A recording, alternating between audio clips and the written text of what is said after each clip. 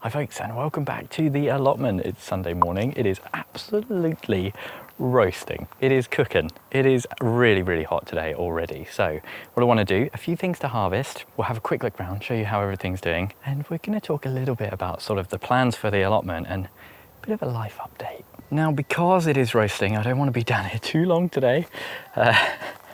But you know how that normally goes. First, I just want to show you these cabbages.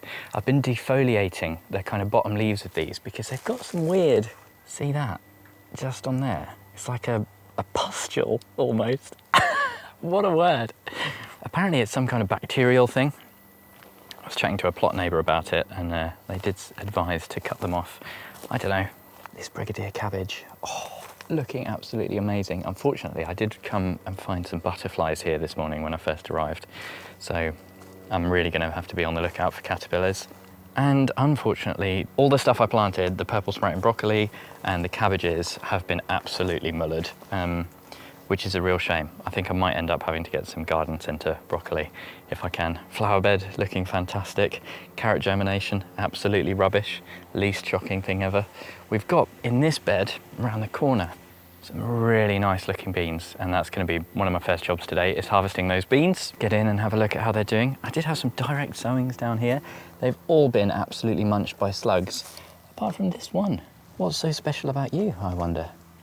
This bed looking great too, the tomatoes hanging on in there. Could do with a little bit more support, but we do have some nice green tomatoes forming already. There's some overdue lettuce. I had a really nice harvest of that last time I was here, but that's fine, that's nothing to worry about. The courgettes and the squashes doing okay. Oh, we've got our first little one coming there. Quite a lot of wilting on the ones recently planted out, but I think that's probably just the heat rather than a lack of water. I have been watering quite a lot on the newer crops, you know, the things that have gone out fairly recently, but everything is looking quite dry. These sunflowers are looking pretty droopy, and I'm not sure if that's lack of water or heat. Probably a mixture of both, to be honest. This squash, where are you going? Trailing in the wrong direction. She's a plant label. Hook that in there for now. Smaller greenhouse, how are you looking? Pretty good. There's a little bit of drooping, but some absolutely gigantic cucumber leaves in here. This one I am letting go kind of wild, but I am just pruning the cucumbers and the tomatoes, trying to keep them under control. Little borage in there as well, nice and wild. The other greenhouse is looking very warm. I had my first proper aubergine the other day. Absolutely fantastic. And we've got a few more coming there. A little bit of kind of sooty mould just starting to form on the leaves. Hopefully that's okay. Peppers in here looking really good. These are getting quite tall. What's this one? These are my jalapenos, apparently. Now that is a very healthy looking jalapeno plant for me. I do quite often struggle, but it's gonna start putting this little plant support to the test as it gets this tall. Cucumber in the pot doing fantastic, looking really healthy. This is a little bit of a shame. My lobelias, oops, never mind. And these chilies in need of water. Still lots of little basil seedlings in here as well. You can see under the shade, they're actually looking quite nice. Now, what have I been doing at the allotment? I have still been coming up quite a lot, but I did have a massive tidy. Last Sunday I was up here, just went through. I spent maybe 5 hours up here just moving stuff around, and a couple of spots are looking so much better, like in between the greenhouses here. I've sort of sorted out all the brick lining, put a little timber line to make sure this sleeper for the greenhouse stays nice and dry. It just looks so much tidier, so much nicer. And I did do a little bit at the other end as well. These courgettes looking really healthy. No fruit on there just yet, but did have a nice harvest last time I was here. I do want to get some more blackberries today. These are looking really good this year. There's not loads to harvest, but this will be my kind of fourth little harvest. Really, really nice. This definitely looks like it's struggling due to a lack of water. And that's the other thing. I have been watering quite a lot this year just because it's so droughty.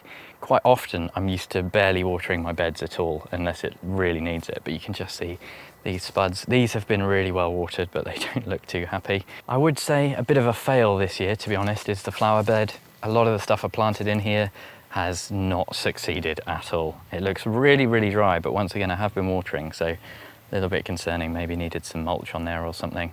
Something to improve next year. The rest of the plot just looking really nice. There's lots of, problems like the slugs eating these courgettes. This squash I planted looking really sad. Once again, had plenty of water, so I'm hoping this is just heat. Asparagus still going.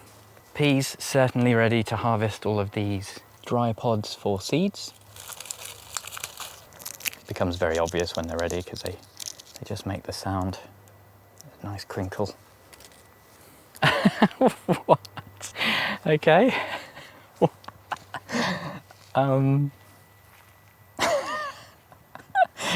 I think that is a present from the foxes. Unfortunately, the tomatoes that I put in here have just not succeeded, which is pretty much what happens anytime I plant tomatoes outside. These are not looking happy at all. The onions too. This is a bit of a write-off for the bed. Lots of things didn't go that well this year, but I'm feeling fine about it. I really am. These beans looking good. These are to be harvested today as well. Oh no, that is a bit of a problem, this squash. That is looking really bad, so I might have to get the water out today. The other main area I tidied is just under the plums, which I've given a really good shake as well, which sounds a bit weird, but I've taken so much fruit off here just with really, really heavy shaking, and unfortunately, this is what happens to the plums every single year. This is year 3, I think, that the plums just go mouldy. So I'm hoping where I've reduced the amount of fruit on here a bit, we might get the mould not spreading quite so much, but I think if we get that again, it will be time for these to go. But yes, underneath, look, this has all been wood chipped and we've got a proper little path in here now.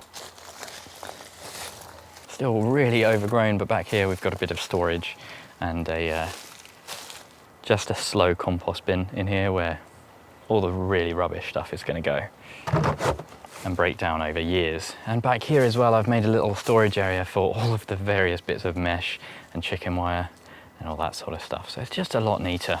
The polytunnel too has been properly tidied, so it's looking much, much neater in here. All the chilies looking really good in the auto pots. I will say this year, so far, they're looking pretty comparable to the quad grows, actually. They are a bit bigger, but as well, at the end, oh, I've left the cap off. This is the new improved chili grow with slightly deeper pots, and these are looking really good. This is a sweet balalaika. Really, just quite surprising to see chilies growing so nicely in a chili grow.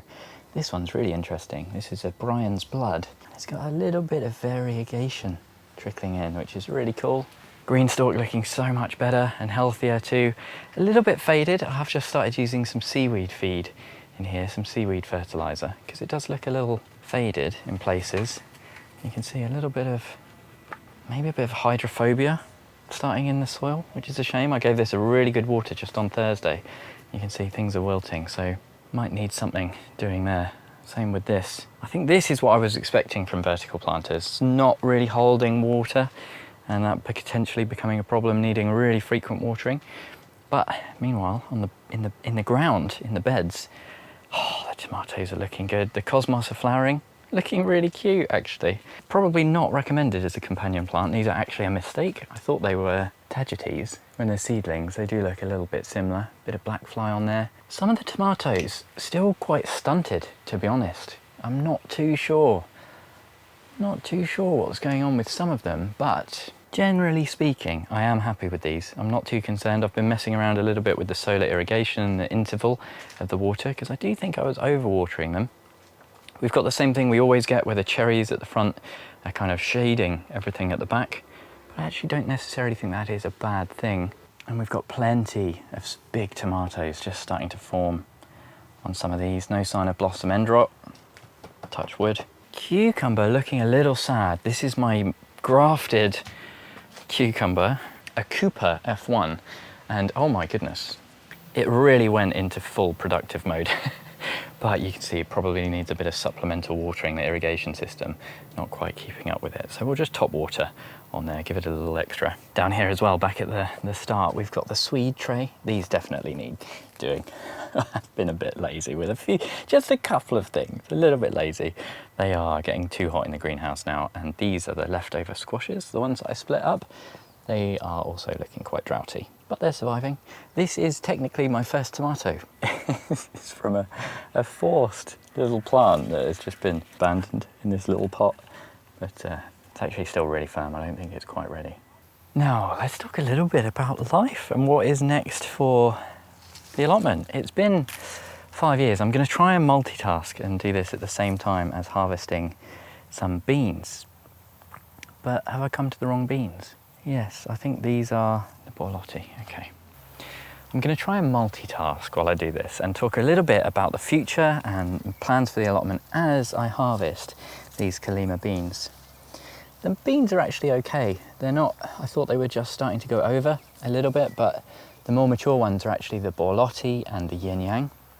Looking really, really healthy. So the Colima, these kind of green string beans, you want to get them when they're quite small, when they're still young. That's a Borlotti as well. Are these all Borlotti? Yes, okay.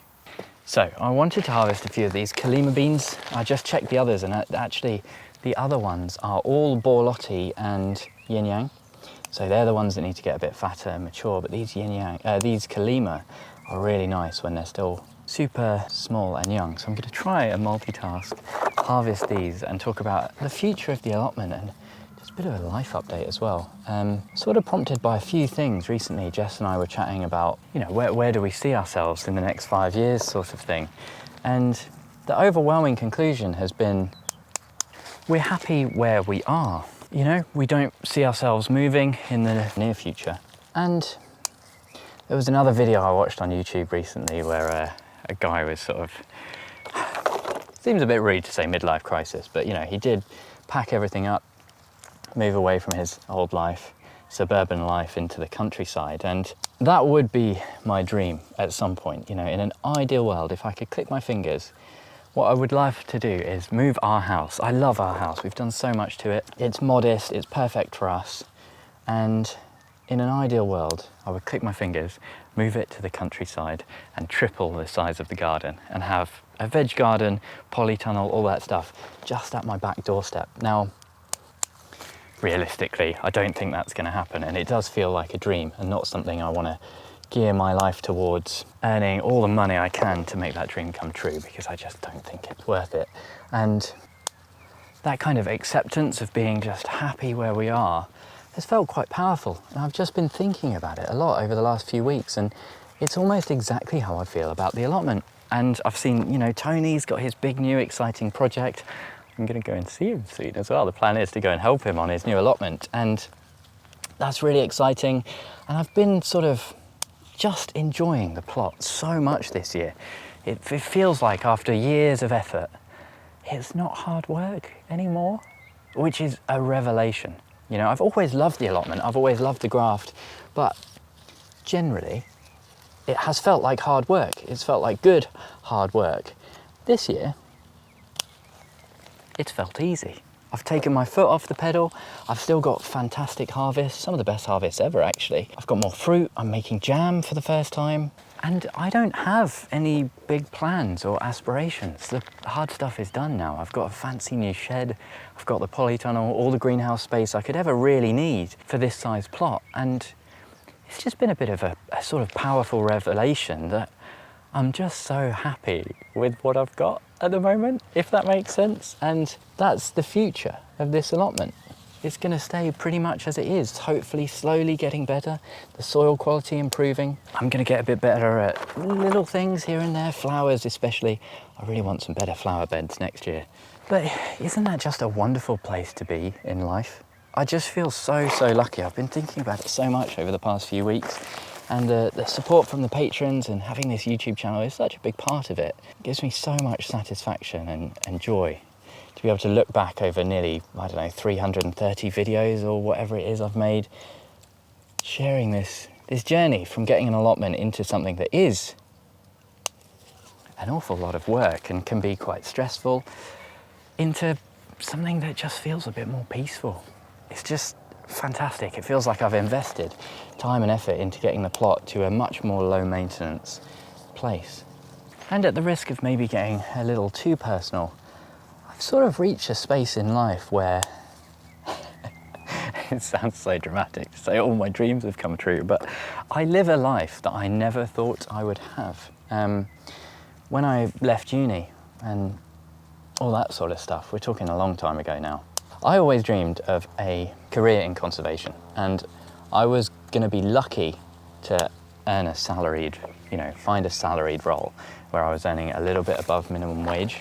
And with that, I really, really never thought I would own a house. Like, owning our own house is just, it's felt like the biggest leap, and we're just very, very fortunate to be able to do so. We live in a pretty cheap part of the South Coast, and we didn't have any help with the deposit or anything like that. We just saved like madmen. But we were lucky. We were able to do that with the support of family, Stayed with Jess's sister for a while to keep rent costs low. And so much of the last sort of 5 years has been spent on renovating the house. And I feel exactly the same way about the house now. It's like we've got it to where I always dreamed it would be, We've got all the decorating done, all those big, scary, looming jobs, like the back of the house getting painted and remortared and all that stuff. I've done it.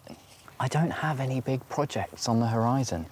There are no grand plans for this allotment. And do you know how amazing that feels to say? I cannot tell you. It is just wonderful. It's like relief, satisfaction, contentment, all in one. And I just, this year, the allotment, I just love being here so much. The flowers, the crops actually growing compared to last year.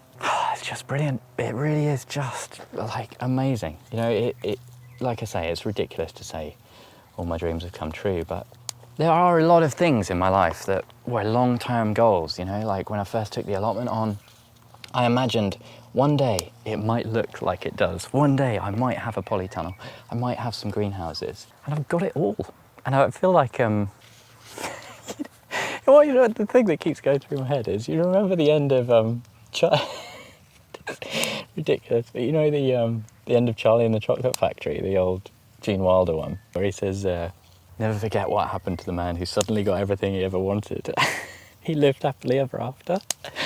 That feels like me right now. I feel like I'm living my happily ever after. And maybe getting married is a big part of that. That was just a month or so ago, but I don't know. I just feel like I'm really achieving some contentment this year. I've got so much more time outside of the allotment. I think that's one of the big things. The allotment in the past has felt like it stopped me from doing things because I've got videos to make, I've got things to plant out, I've got, you know what allotments are like. They're a lot of work, there are a lot of things you have to do. So a lot of time has been spent here instead of, doing stuff with family and that sort of thing. And I don't want that to sound too dramatic. It's not like it stopped me doing much in life, but I don't know. I'm just rambling now, but it feels like I've crossed the finish line basically with the allotment, and now it's just keeping on top of everything for as long as I want to, as long as it brings me joy, which I hope will be for at least another 5 years.